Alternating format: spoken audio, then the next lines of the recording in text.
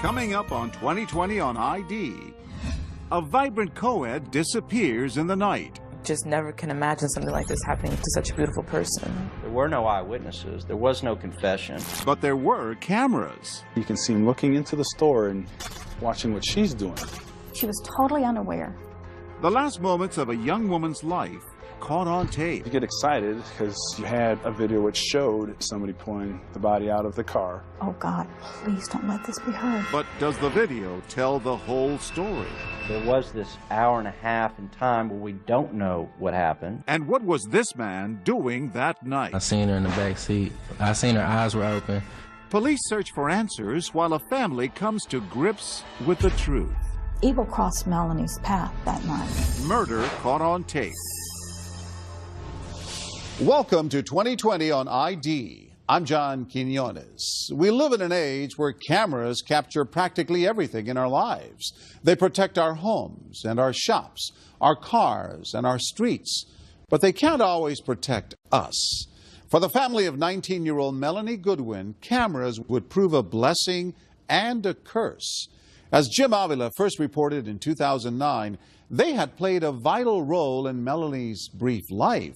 Now, they would provide vivid clues to her death. Knock, knock. Who's there? Interrupting Cal. No. Melanie Goodwin lived nearly all of her 19 years in front of the camera, a born actress in a Shakespearean tragedy. Her mother, Peggy. When she was a little girl, like 2, she'd be making faces in front of a mirror and just entertain herself for hours. So we started her in voice lessons and theater classes when she was about 3rd grade. Growing up in Arlington, Texas, her best friend, Demaya Pridgeon, was always there to help her practice. We lived across the street from each other for many years. And as kids, we loved to play. We had great imaginations. We would make stuff. We would go, in the backyard and play hide and go seek. I mean, just all kinds of things. Some of my best memories as a childhood, all of my best memories as a childhood were with Mel and her family. She's up for it. All right. I have to. Was she always an actress? Yes. Always loved to sing and dance and to laugh.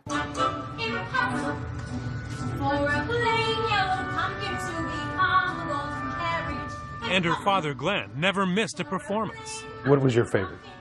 I've got to say it was Cinderella. She was just the most beautiful godmother you could ever imagine. With a crown on and her scepter. And you could just hear the audience gasp like, whoa. And I'm sitting there thinking, whoa, that's mine. And Melanie's fairy tale was not just on stage. She was living one, a communications major at the University of North Texas, where she met boyfriend Ollie Valencia, with leading man looks and a heart to match. How would you describe your relationship with her? Almost like a modern-day fairy tale, in my eyes. We were just two fools in love who were best friends and couldn't get enough of each other. So you thought this may be the woman for you, forever? I knew this was the woman for me. Melanie's deeply religious family was close. An older sister and brother who adored her. A star at home, too. Melanie just embraced everything. She was fun to talk to. She's smart. She had an insight that, and vision that was a little bit, was unique.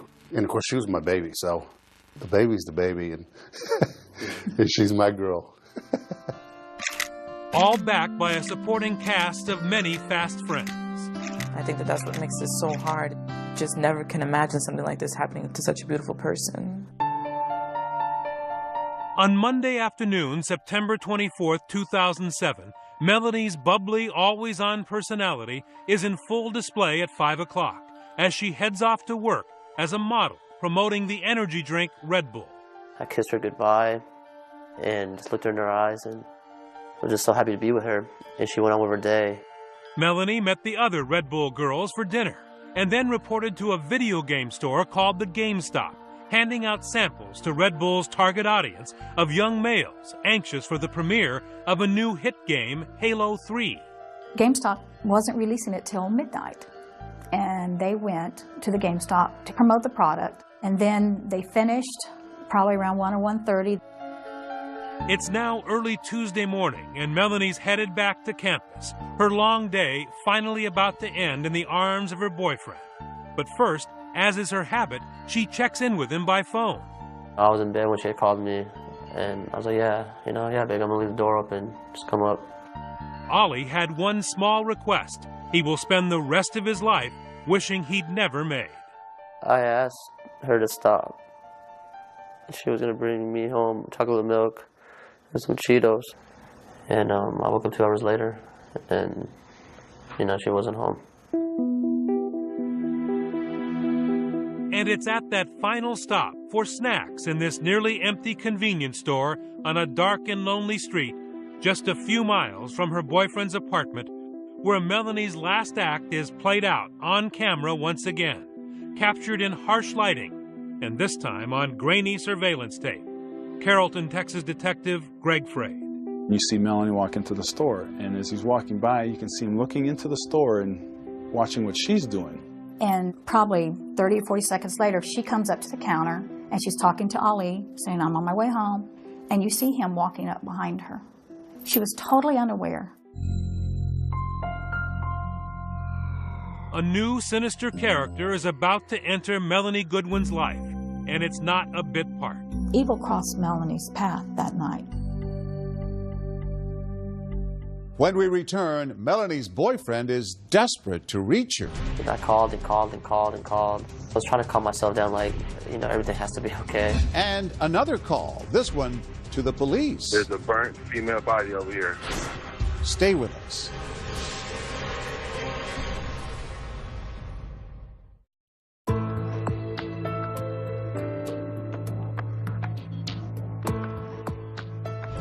It was after 1 in the morning when vibrant college student Melanie Goodwin stopped at a convenience store. She planned to pick up some snacks for her boyfriend and then meet him back at his place. But she never arrived.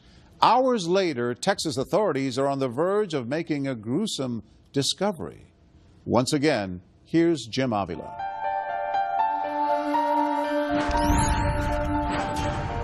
The morning shift at Transtech Software is arriving early on Tuesday, September 25th, 2007, greeted by the unthinkable. Carrollton 911, address of your emergency. There's a burnt female body over here. A real mystery for police, a sensation for Dallas TV News. Her badly burned body was discovered in a field in Carrollton. The call is a burnt body in a ditch, and the body is charred beyond recognition. At 11 a.m., Carrollton, Texas Police Detective Greg Frade is the first investigator on scene. We were afraid that might be a serial killing. Just the way that the body was laid out in the ditch, it almost looked like it was posed with her legs facing the parking lot and knees kind of up. And you can only tell that it's a female by her hair and by the French fingernail tips that she's had done. I've seen my share of terrible things that people do to each other. This one is probably the most horrific that I've seen. But the horror was just beginning, because in the first big break of the investigation, someone notices the office building parking lot is videotaped 24 hours a day. Whatever happened to this young woman happened on camera. You get excited because you had a video which showed at early morning hour a vehicle pulling up and somebody pulling the body out of the car, down to the ditch, back up to the car, to get something out of the car, back down to where the body was, and you see a horrific of light, which flame in the body burn. The person comes up, jumps in the car. Just that quickly, within an hour of finding the unidentified body, the detectives know how their victim got in such terrible condition. And key to finding her identity, the tape also reveals the type of car used to dispose of her. A red Saturn. I now have a vehicle I can look for. There's an image which looks like a male. I've got a little bit of clothing that I can see from the video. You can see a white shirt, you can see half pants, and now you have hope that we can get a running start on something that we had nothing just a few moments ago. While all this drama and mystery is going on there, At the same time, in a suburb close by, Melanie Goodwin's boyfriend, Ollie Valencia, is waking up in a panic. Melanie didn't come over as promised during the night. I called and called and called and called. I was trying to calm myself down, like, everything has to be okay. She's missing. Let's find her. Ollie hopes for an innocent explanation and makes no call to police. So detectives are working their newfound mystery in a vacuum. They had no missing persons report, nothing that could help them put a name to their badly burned Jane Doe. You go back to who that person could be. The first is the usual suspects, like a homeless person, prostitute, someone who's into criminal activity, and you try and build it from there. I'm code 6 at Morse Island. But then a second break when investigators discover the grunt work of routine patrol. The night Melanie disappeared, a beat cop had noticed something out of place. Officer Otis Q had found a suspicious vehicle not far from the scene. It was a red Saturn parked oddly alone in a corner of an apartment complex. I walked up to it, and one of the first things I noticed that really kind of threw a curveball at me was I kind of detected the odor of gasoline coming from the inside of the vehicle, and there was a gas can sitting on the driver's seat. He didn't know it at the time, but Officer Q's curiosity had developed a huge lead. Authorities now have the license number and description of a red Saturn, seen with a gas can in it. A red flag that points Detective Fraid and his colleagues to the owner of the car in the video, and more importantly, to an address. Running the plate, I came back to the Goodwins out of Arlington, so we decided we need to go over there. That's where our suspect was. Because the car is registered to the father. Yes. And in your mindset at this point, you think this may be the bad guy. Correct. We're under the assumption that it is our suspect. So when you knock on the door, what are you prepared for at that point? She started interrogating my suspect. And Mrs. Goodwin answers the door, and I ask her, do you own a red Saturn? She says, yes, I do. It's my daughter's car. And at that moment, in my mind, I knew that I no longer was looking for my suspect, that I had to do 180. I'm now looking at my victim. The body in the parking lot and Melanie Goodwin are now linked. It was a difficult visit. Detective Fraid had prepared himself for an arrest, not a death notification. I'm thinking, okay, she's missing. They found her car. She's missing. Then they ask about a ring she was wearing. And my mind's just working, and finally it just clicked. And I said, do you have a body? And Detective Fraid just put his head down and said yes. It's difficult for me to say that it's Melanie because the body is so badly burnt that I couldn't say for sure that that was her. And then they asked if I had a picture of her. And I went back to the bedroom, and I got a picture. And I got on my knees, and I said, oh, God, please don't let this be her. Don't let something happen to her. It was a surprise gut blow to Melanie's mom. But Peggy Goodwin is a trained software programmer. And through her tears on her home PC, she actually gathers herself enough to help police close in on where her daughter may have been last seen alive. I went into this business mode trying to find my daughter, and it wasn't that I wasn't feeling anything or scared or upset or collapsing and crying, but I knew I had access to all the information they needed to find Melanie. She called Melanie's boyfriend at college to see when the last time he had spoken to her. I could tell she was worried by the way she was talking to me, saying, if I had seen Melanie, when was the last time I talked to Melanie? What do I know? Ollie tells Melanie's mom she had not shown up at his house as planned. And at 4 o'clock in the afternoon, Detective Fraid sends a fellow investigator to question the young man, who they approach as a possible suspect. Detectives have him take off his shirt to check for signs of a struggle. None. And his alibi that he was with roommates all night checks out. Plus, cell records show he was talking to Melanie by phone until she disappeared. Finally, as police interviewed him, he just did not fit the crime. He's the all-American boy, a former wrestler, does well in school, never been in trouble, doesn't have that profile. That helped us in clearing him rather quickly. But it takes a while for the stunned Ollie to realize Melanie is not just a missing person, and there was not an innocent explanation, as he had hoped, for her disappearance. I asked the officer, so is there a good chance we're going to find her? And that's when he was like, son, you know, she's passed away. And after that, it just, I was just taken out of this world. It was Ollie who led police to her last stop before disappearing. Feeling terrible about his innocent request for a post-midnight snack with his girlfriend, he pointed them to the convenience store where Melanie made her final call. I couldn't even look at her parents in the face because I felt as it was my fault. My fault she's not here today. She wasn't here yesterday. She won't be here tomorrow. No one can predict where good and evil will cross paths, where a simple stop at a convenience store for chocolate milk and Cheetos will turn dangerous, even tragic, a place where innocence is lost, where Melanie Goodwin, in a surprise rendezvous, runs straight into a stone-cold killer. You can see him looking into the store and watching what she's doing. It turns out the state-of-the-art Quick Trip convenience store has 4 cameras watching customers, the registers, even a glimpse of the sidewalk out front. And it's those cameras whirling away in the middle of the night that give Detective Fraid the first clue to the identity of Melanie's killer. The first thing that stands out in our mind is a male that is just kind of walking up and down the outside of the store.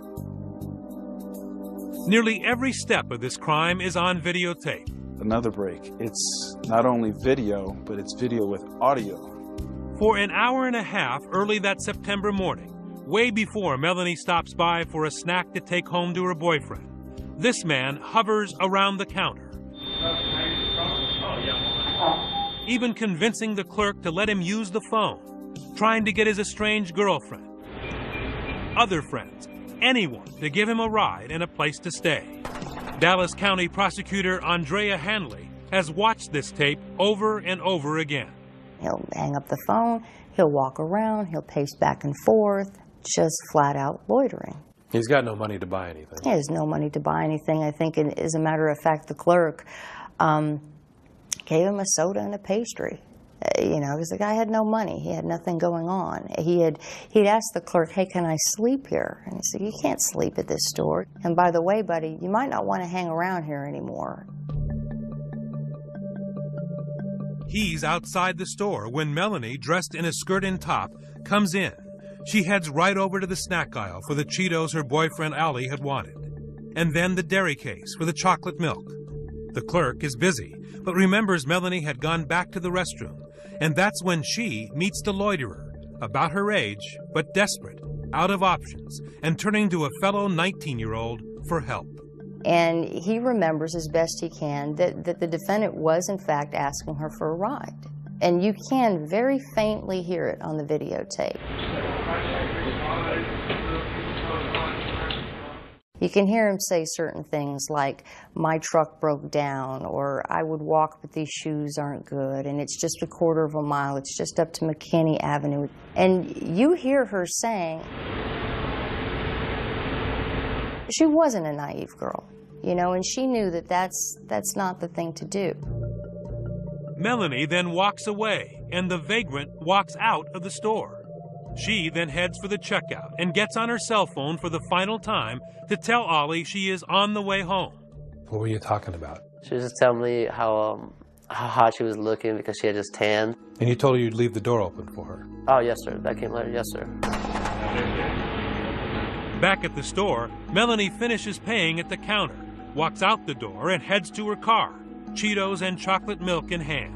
And that's when you see the defendant loop around. And is there any videotape outside the store? Do you see them? No, that's the mystery. There are certain angles where you can see what looks to be the headlights of her car backing out to leave the store, but we don't know exactly what happened out there. Police quickly discover from phone records at the Quick Trip who the loiterer had been calling on the phone. And within 24 hours of finding the body, they finally had a name to go with the face on the tape. Police issue an arrest warrant for this man, Ernesto Reyes, in the murder of UNT student Melanie Goodwin. A search warrant is issued and police began looking for their suspect, Ernesto Reyes, already knowing he has no place to hide. He's been kicked out of his house. His longtime girlfriend, who stood by him through all his failures and excuse-making, has finally said, look, I'm fed up with it. You know, I'm through with you also. With police closing in, Ernesto Reyes flees to Mexico, where he's picked up by U.S. Marshals 2 weeks later. Everybody was euphoric and called us all excited. You hear, they got him, they got him. And we were relieved they got him, but our euphoria was very short-lived. We still don't have our baby girl.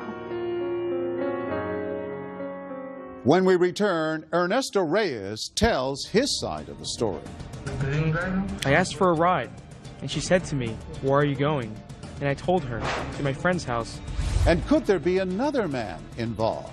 I remember she had a skirt on. Who really murdered Melanie Goodwin? Stay with us.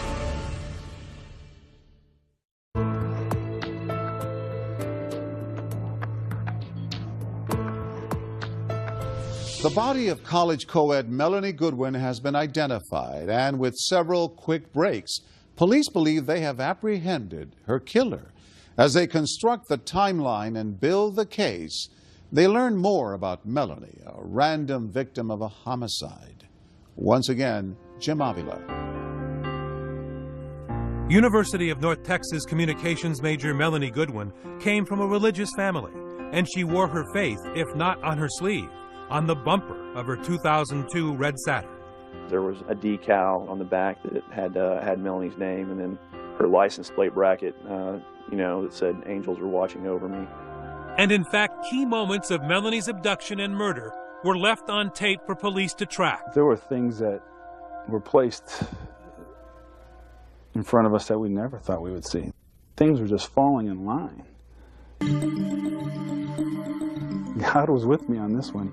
The police had Ernesto Reyes on videotape at 2 in the morning, stalking and following Melanie at the convenience store. They also found tapes of Reyes an hour later, attempting to buy gasoline at a closed Chevron station. He can be seen noticing something on his shirt. The prosecutor says it's blood. So he takes it off, turning his shirt inside out to hide the stain. And then another tape, moments later. Ernesto Reyes is seen again at a nearby 7-Eleven, where he successfully buys $1.76 of gasoline, casually filling up his can outside while asking a stranger to borrow his cell phone. He used the phone, told me, "God bless you, have a good evening," and he calmly walked away. As nonchalant as can be. Cold-blooded. Cold-blooded. All right. And finally, the videotape that shows Reyes dragging Melanie's body to be burned.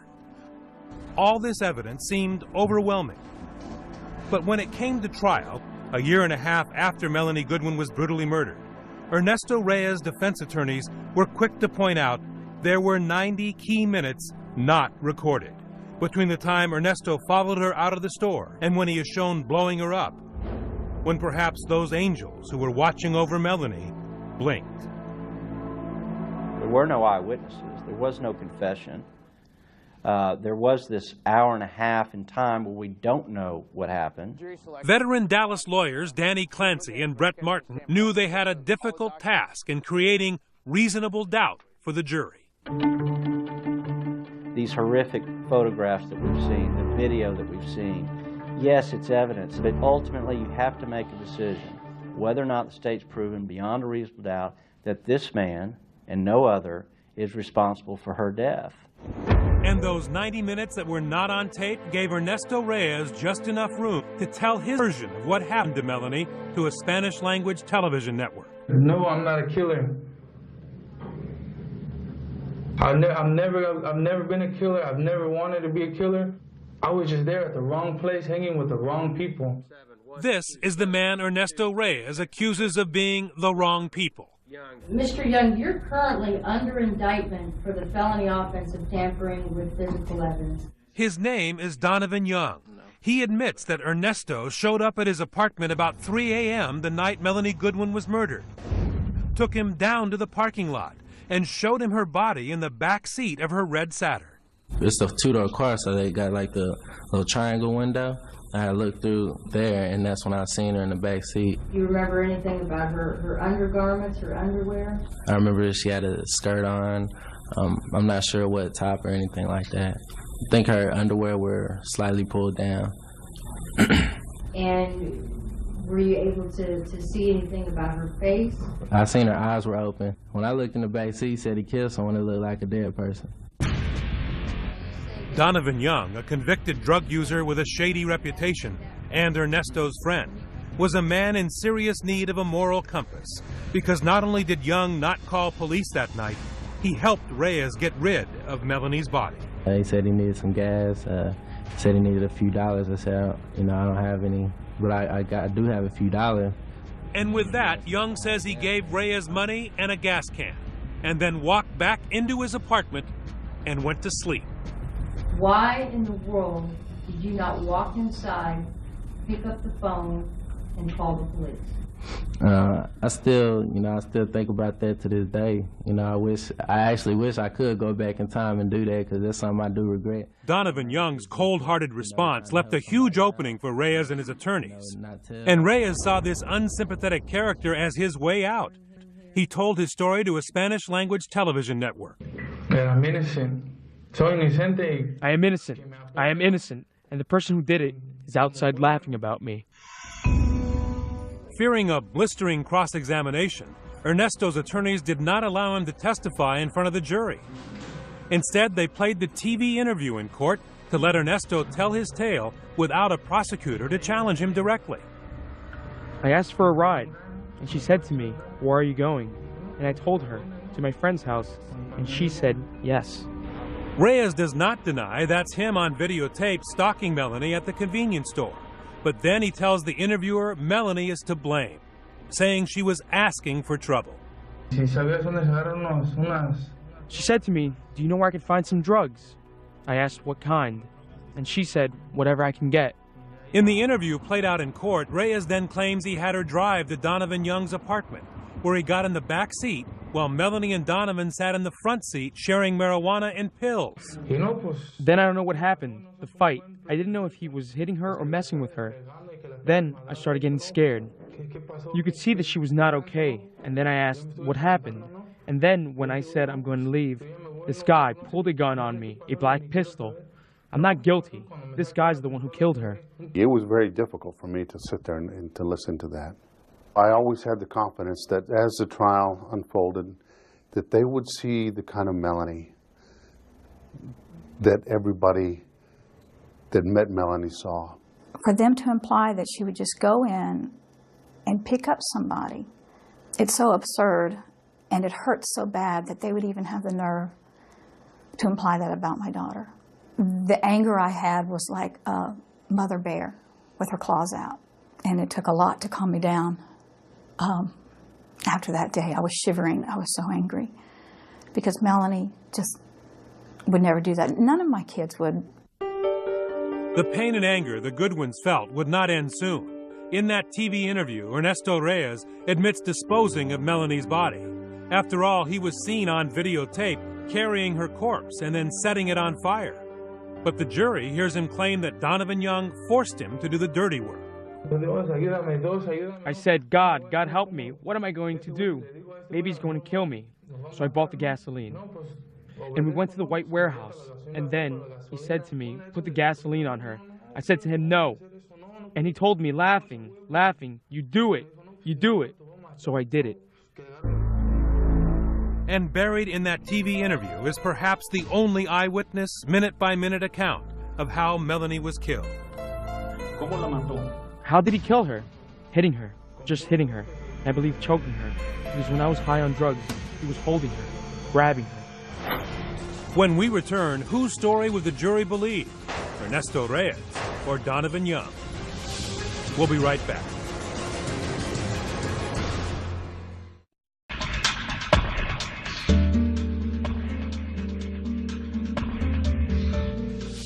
Beautiful and charismatic college student Melanie Goodwin has been killed, and one man, Ernesto Reyes, is on trial for her murder. But does the prosecution have enough to convict Reyes? They're about to reveal one more piece of evidence. Once again, Jim Avila.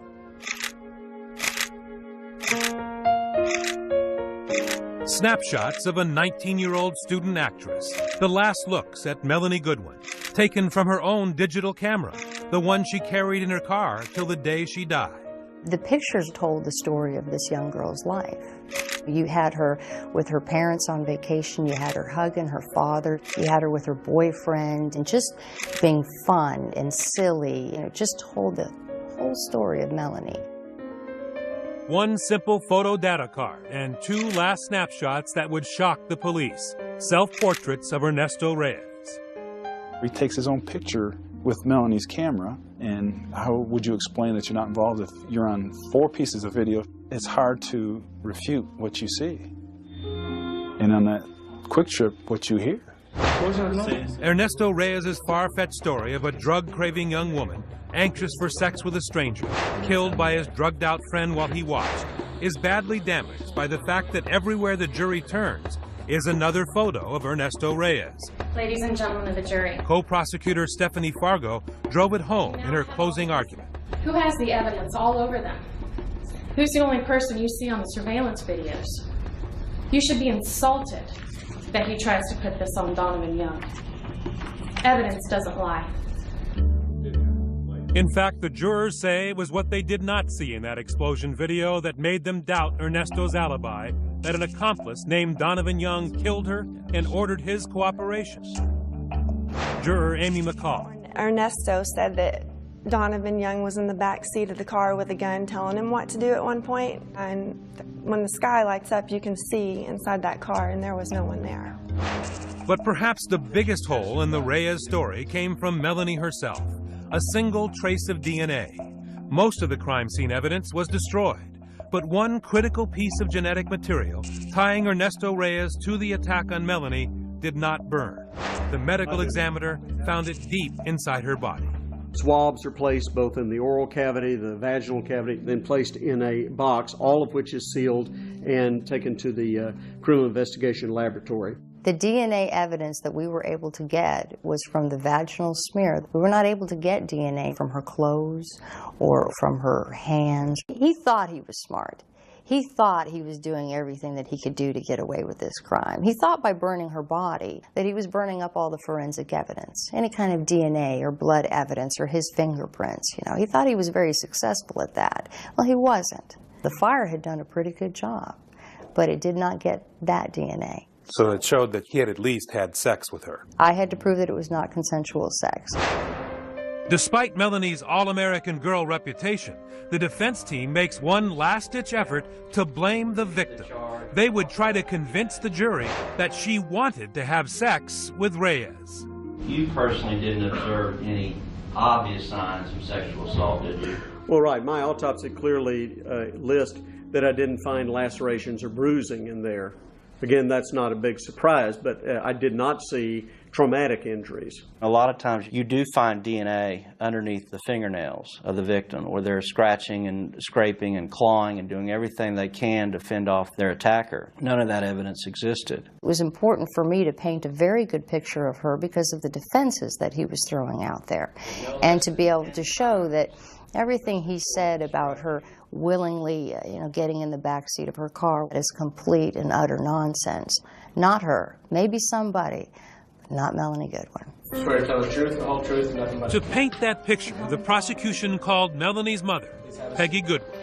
If you were to hear, Mrs. Goodwin, that your daughter picked a stranger up at a convenience store at 1:30 at night and asked him to smoke some marijuana with her, and then hopped in the back seat of her car with this stranger to have sex, would that in any way conform to the character or the identity of the girl that was your daughter? Absolutely not. We had gone over multiple times. Never pick up strangers, and if you have to stop at night, you have to stop at a very brightly lit, well-traveled store. Lock your doors, look behind you, look around you, be aware. There's some video that And then Melanie's mother told an anecdote that helped the jurors understand why there were no signs of a struggle. When she started asking me about Melanie, I just talked about her size, that she was so tiny that when her brother would wrestle with her and tickle her, he would hold both of her wrists in one hand. And I thought to myself, my goodness, she has just unwittingly explained to the jury exactly what happened. you know, that he was able to take hold of both her wrists and attack her that way, that she didn't have the opportunity to scratch anybody's eyes out. That's why she didn't have DNA under her fingernails. He held both of her wrists and his hand while he beat her. But perhaps just as convincing to the jury was that the medical examiner confirmed there were no drugs of any kind in Melanie's system. And there was one other huge factor. Melanie was in a happy relationship with a boy she had promised to marry. They tried to raise that she somehow had consensual sex with this guy. I know no one in their right mind believes that, even people that didn't know her. And even though that's what he claimed, it's not even an option. Juror Anna Palmer never met Melanie. She didn't have to. Could you picture them in any way together? No, absolutely not. We saw her boyfriend, and I think she had a committed relationship with him, and I couldn't imagine her having anything to do with Ernesto Reyes. In order for you to believe it, you gotta buy that. And then damning words from Deputy District Attorney Andrea Hanley, describing the terrible way Melanie died, raped, beaten, and killed by the hands of a stranger. The reality of being asphyxiated, of being strangled to death, is horrific. You must have enough pressure applied to a person's neck to cut off their blood flow and their oxygen for 10 to 15 seconds. That's 10 to 15 seconds of Melanie Goodwin struggling, most likely screaming, fighting for her life. That's 10 to 15 seconds that this defendant has his hands on that little girl's neck. The Reyes defense team called no witnesses, unwilling to let the defendant face cross-examination. He never told you that. But they made every attempt to raise reasonable doubt while questioning the prosecution's witnesses. We're asking you respectfully to return a verdict of not guilty in this case, because the circumstantial evidence in this case does not rise to a level of proof beyond a reasonable doubt. The jury took just 3 hours to reach a verdict. The defendant will please rise. What say you? We, the jury, find beyond a reasonable doubt the defendant, Ernesto Pena Reyes, guilty of the offense of capital murder as charged in the indictment. And then a final dramatic courtroom moment for Glenn and Peggy Goodwin. Before sentencing, they stood in front of the judge and emotionally told him of their loss. Melanie Therese Goodwin's family and friends have something to say to you. Look up at the video, Mr. Reyes. She then showed the judge a videotape of the daughter she lost. Knock, knock. Who's there? Interrupting Cal. Interrupting Cal. No. You demanded that he look at you, that you get a chance to look into those cold, evil eyes. Why? Because he was going to hear what he did, and he was going to look me in the eye, and he was going to feel it, and he was going to look at her video, because he needed to know who Melanie was and what he did and how worthless he was. Did it work? Did he look up? Mm-hmm. He looked at the video and he looked at me, and then he started crying. When we come back, Peggy Goodwin offers a surprising gesture. I guess my heart just reached out to her as a woman who had realized her son was this monster. Stay with us.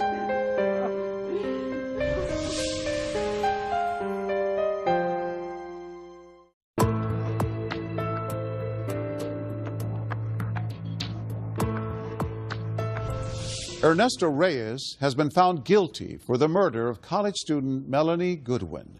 Now it's time to start the healing process. With the conclusion of our story, Jim Avila. Merciful Father, Melanie's friends said goodbye to her on campus, celebrating with songs and pictures. A tribute not only to her life, but to her parents, who had lost so much.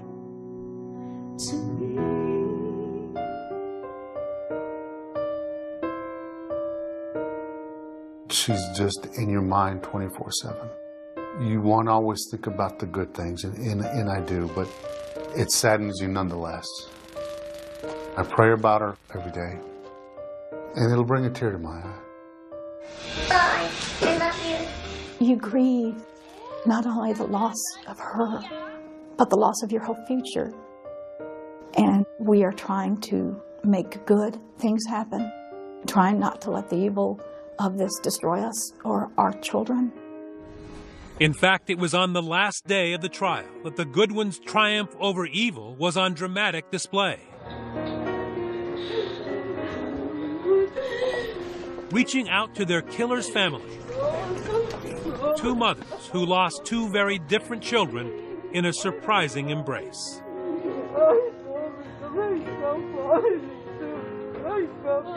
You found in your heart some way to connect with his mother. I noticed when they showed the fire video that she was crying in the distance, and I thought she finally realized she didn't lie to him. She sees the evidence and she knows. So I guess my heart just reached out to her as a woman who had realized her son was this monster. I'm sorry. And so we just walked over to him and we just hugged each other, and she kept saying she was sorry. And then Glenn spoke to her in Spanish. And I was just thanking her for feeling sorry for us. And then I told her that, you know, I was sorry for her situation as well. Even hardened police veterans like Detective Greg Frade were moved by the grace of this rare scene. It was a very touching moment and another sign of how good the Goodwins are. They were named well. Goodwin is a good name for that family. They are very good people. Ernesto Reyes was sentenced to life in prison, but has never taken responsibility for Melanie's murder. Donovan Young was sentenced to 8 years for tampering with evidence. And young Ollie Valencia remains a friend of the family. It still hurts, and no matter what people tell me, I guess only time could heal, if ever. She was so precious, and it's not a job to take care of, it's an honor. The fact that I was her boyfriend, protector, and then just to have her taken away, you feel guilty because you weren't there. I wasn't able to do my job. We will never meet again. And Melanie Goodwin's family started a scholarship fund for young actors in their daughter's name, hoping to keep her memory alive. In 19 years, she became an incredible young lady who touched a lot of people and made a very positive impact for a lot of people. We'll never know how big that impact would have grown and what a difference she would have made if given the opportunity.